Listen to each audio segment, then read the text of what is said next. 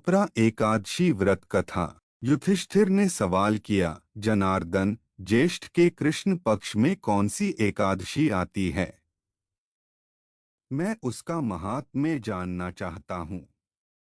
कृपया मुझे उसके बारे में बताने की कृपा करें। श्री कृष्ण कहते हैं, राजन, तुमने संपूर्ण लोकों के हित के लिए बहुत ही उत्तम सवाल पूछा है।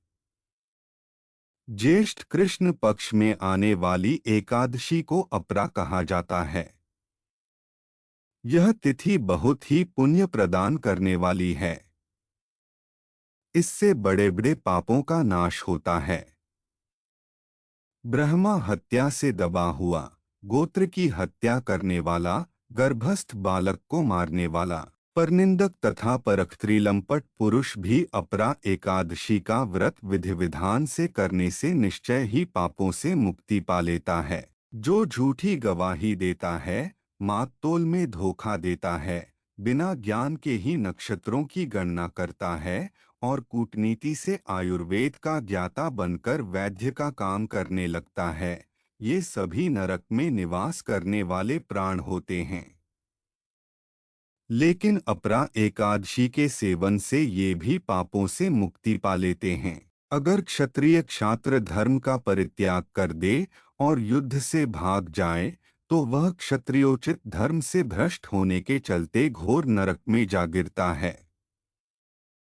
जो शिष्य विद्या प्राप्त करके स्वयं ही अपने गुरु की निंदा करने लगता है, वह भी महापातकों से युक्त होकर भंयकर नरक में जाता है। लेकिन अपरा एकादशी के व्रत को करने से ऐसे मनुष्य भी सद्गति प्राप्त कर लेते हैं। माघ मास में जब सूर्य मकर राशि में विराजमान हो, उस समय प्रयाग में स्नान करने से मनुष्य को जो पुण्य प्राप्त होता है, काशी में शिवरात्रि का व्रत करने से जो पुण्य मिलता है, गया में पिंडदान से पितरों को तृप्ति करने वाला मनुष्य जिस पुण्य को पाता है, बृहस्पति के सिंह राशि में होने पर गोदावरी में स्नान करने वाला जातक जो फल पाता है, बद्रिकाश्रम की यात्रा के समय भगवान केदार के दर्शन से और बद्री तीर्थ के सेवन से जो पुण्य फल मिलता है, तथा सूर्य ग्रह के दौरान कुरुक्षेत्र में दक्षिणा सहित यज्ञ करके हाथी, घोड़ा और सुवर्ण दान करने से जिस पुण्य फल की प्राप्ति होती है, अपरा एकादशी का व्रत और पूजन से मनुष्य वैसे ही फल प्राप्त कर लेता है। अपरा एकादशी के दिन उपवास रखकर भगवान वामन की पूजा करने से मनुष्य को सभी प्रकार के पापों से मुक्ति मिल जाती है और वह मनुष्य विष्णुलोक में प्रतिष्ठित होता है।